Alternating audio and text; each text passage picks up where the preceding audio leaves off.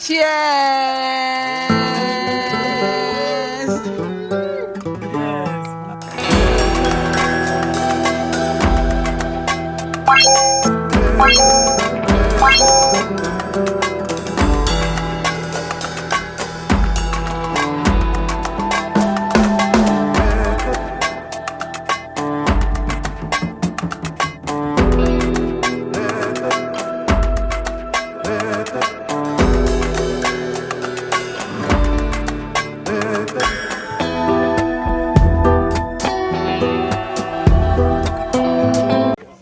You see this guy? Oh, ti like oúnjẹ jù. Ó ló kọ́kọ́ mú weapon láti fi jẹun. This is gladiators. Avengers. Spartans. 300 Spartans. What are you guys doing? What is your profession? What do you do for a living? I eat for a living. Oh yeah, no. Are we good to go? Some people actually eat for a living. Are we not going to pray? We are coming. This thing, can we finish this thing? Why are you talking like this? This one is finished already. You're talking about the next batch. You don't see horse. Come, which one? I'm not eating. I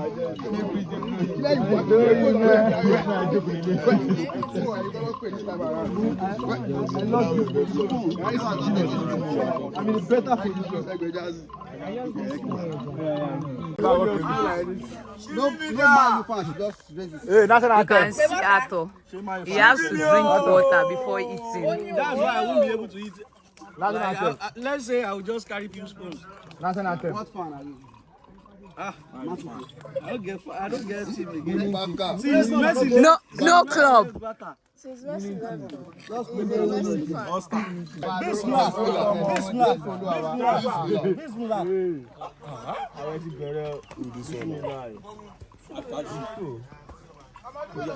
The Muslims are not supposed to eat this. Are you not fasting?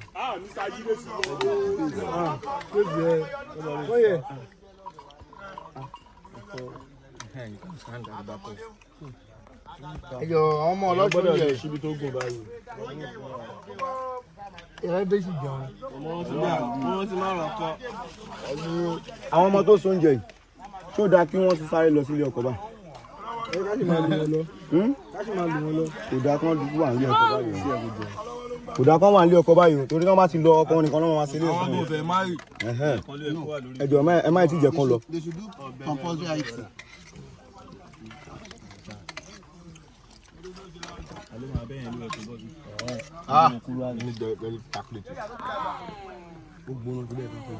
There's no water. Nobody can drink it. Eating mood. Eating way. Look at this one. Come here. Everyone is enjoying life. Adjust now. I want eba. Nobody's feeding anybody here. Give yourself. Okay. There's nothing as sweet as Ẹ eating tó bá ń together. lọlẹ̀ jù o. Àwọn tó wà ní sáìdì ibẹ̀ yẹn. They are not. They are not chewing. They are just Ọ̀dọ́ kílà yẹn joro. Killer. Ẹlòmíì ti yẹn tó máa mú nǹkan gangan ló lè gbádùn oúnjẹ. Irú ń gbóná. Sáìdì ibi táwọn ní láàbù wa ó dá yàtọ̀. Àárọ̀. Ní ìdí oúnjẹ gbóná.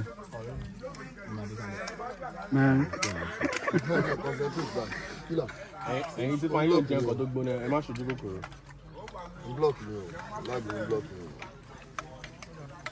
In case tí àbárí àwọn tó lè jẹran, àwa tá lè jẹran wà behind the camera. Ẹ má ti jẹun ẹ kọ́kọ́ jẹun ìwọ tó bá ti yó. Ẹ ká fọ́lò ọmọ Yorùbá jẹun tán kó tó jẹran. Jẹun tán kó tó jẹran. Kékí mẹ́. Yíbò mò ń sọ sí ẹyẹn o. Mo ti lọ lé tipẹ́. Ó ti lọ lé tipẹ́. Èmi ló 4 years ní Delta. Oh, they people. Catch our guy now. I don't know. This is pure mukbang. You say what? Okpa. Mr. Valentine already secured the bag. Let me see. You call me by my. If you call me Mr. Okay. You give him my. What did I call you? Yeah, what's the Cornell. Colonel Valentine is securing the bag. If you don't secure the bag, look at where this is money. Yeah, so look at everybody. I know fit. Let me someone to withdraw. Yeah, some people already withdrew. You are securing it there too. She gave you that.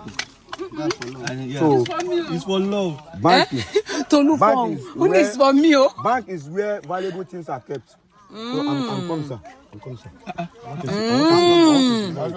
They love you. Thank God it's Friday. Yes. No agreement. No agreement. No sign. Where is your signature over the meat? Ọ̀pá yà náà. Ọ̀pá. Oúnjẹ gbóná. Nobody should come here. You already secure your bag. Yes. Man, oúnjẹ gbóná.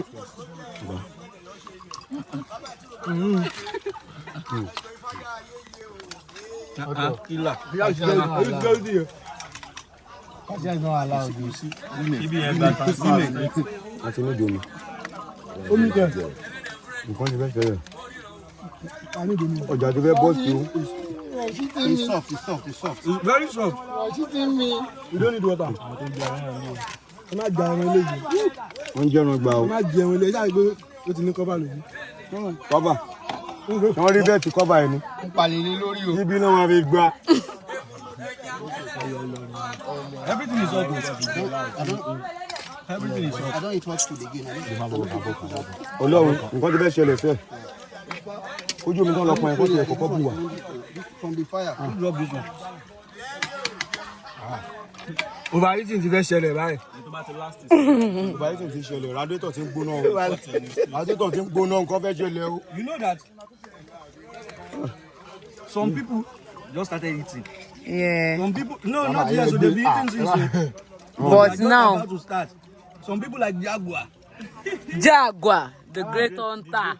I need water. I'm mẹ́ran lórí ìfò. I'm coming back. Apocalypse. You people don ship. The two is out o. Yes. Don ship o. Killer. Later when scientists appear like. Àwọn táyì tí wà ẹran mú báyìí nǹkan. Ẹran mélòó? Ẹran bí a lè six. Daddy, you two don't chop meat now. Gazi. Daddy, you two don't chop meat.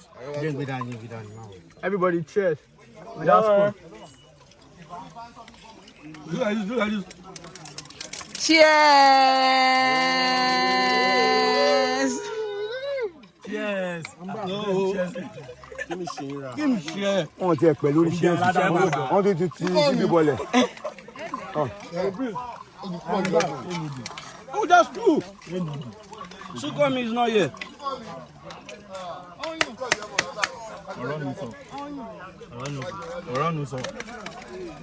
It's funny, come. Ọ̀rọ̀ pé ti jẹ. Gbogbo ẹran yẹn ti tán. Mo ń padà bọ̀. Radiator mi ti gbóná. Olúọdẹ ni radiator wọn ti gbóná. You are gone. Oríṣi bá yìí. Baby. You're not with me. It's not good though because of different facial reactions. Look at it. He is sucking the water. He's not drinking it. He sucks. I have to end it. Radiator ṣe bá yìí dùn. Sooner. Give me spoon. Let me take water. Ó yà náà. Sukomi just arrived. Just imagine. Just in time. Yeah. Give Sukomi 1 minute now. Sukomi ọlọ́wọ́ òsì. Ẹ má gbà mí wá ní o. Ẹ bá dì mí. Ẹ bá fi bẹ́ẹ̀ lò. Ẹ bá mú down.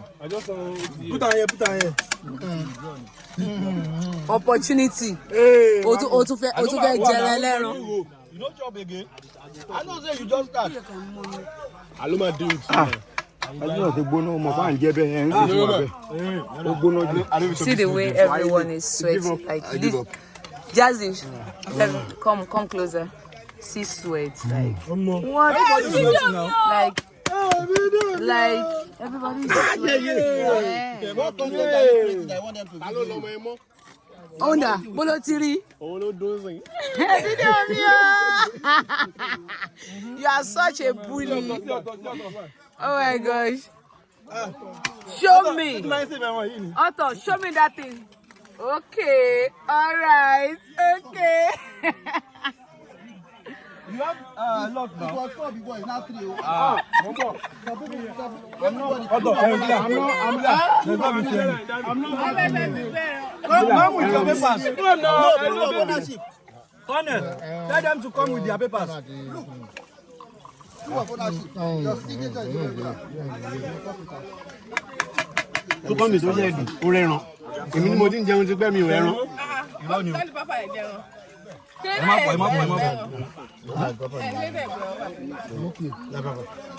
Sukomi, sorry, they did not give you meat. Okay, you have one. Great. Open it. Oh, Mo withdraw. PA. Emma, give up. Really? Jackie. Like everyone is sweating. You are not eating. Are you guys going to finish this? Are you going to finish I don't feel like eating rice. this?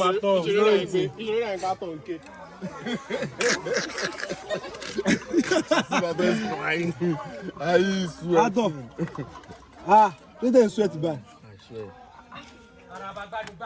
It's a sign of good living. hot now. Hello. Killer. I think we need meat too. Yeah, so we need meat. So maybe I can rejoin again. Why don't you buy that 20k one? They brought meat now for 20k. Yesterday, this morning. They are almost done. This is their meat, and I'm very sure that they will still finish up. Like they will finish this food. Fine boy. So you go use that meat finish am. You go use that Back meat. with great energy. That 20k meat. I go buy am. Money never enter. See you. Later, Tolu will now tell me that she doesn't eat. What are you doing? No, baby, tell me. No, I don't want to eat rice. I will eat. Delicious for me not to eat. Okay. So you follow me on thing again? Will you? I will gist you now. Shebi mama mu gist wale. I come home with gist. Gist. I really What I'm enjoyed eating is myself. antelope. Okay. What I'm eating is antelope. Okay. It's one of those very common animals in the bush. It runs very fast. Baba, you You call it, the more you look, the less you see. It's very fast, very smart. So it takes somebody who is smart. To get it. You have to be lucky. So that's why I'm taking my time to enjoy it. And do you like it? That was why I came to the bush. Okay. Good meat. This one, there's nothing like cholesterol. Yeah. If you have high BP when you eat bush meat, your BP comes down. Wow, really? Because it's natural. It's medicinal. Yes. If you want to live old, when you are 80, you still marry second, third, fourth wife, and after 9 months, people will come to rejoice with you. Eat bush meat. People will do what? Come and rejoice with you. They will do what? Come and rejoice with you. Read what? Are you Rejoice.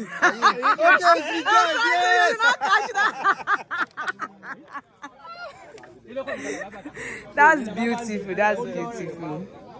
Enjoy. This is the whole fun. So between deer and antelope, which one do you prefer most? Which one is the sweeter? I Sweetest. prefer killing deer because it's a bigger cat. Okay. But the antelope is a little bit tastier. Are you sure? Yeah.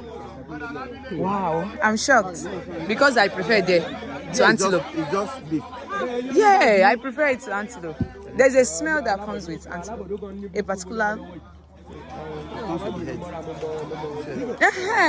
So that's why sometimes they take off the head. The head. Wow. But the best of them is the white boar. Yeah. That's the most best thing. Wild dog. Then Boar. any reptile. Reptile. Any reptile. Wow. That's the only thing I'm scared of. I like it. Very, very. The fact that the skin is on it and No. I like it. I In prefer fact, the most common meat is antelope and grass cutter. grass cutter is so sweet. Grass cutter, porcupine. Yeah. Very sweet. But I think I love grass cutter more. Like it's soft, sweet, delicious. Just name it. See, anytime you are taking a bite of the grass, it's as if you are holding something very soft. Yeah. You understand? You have that feel that when you want to hold something soft, you want to. You understand? You get what I'm saying? Yes. You get what I'm saying? They must get it. It is a must. They have to get it. If you don't get it, forget about it. That's how you feel when you want to take grass cutter. It is your demonstration for me. Peace out.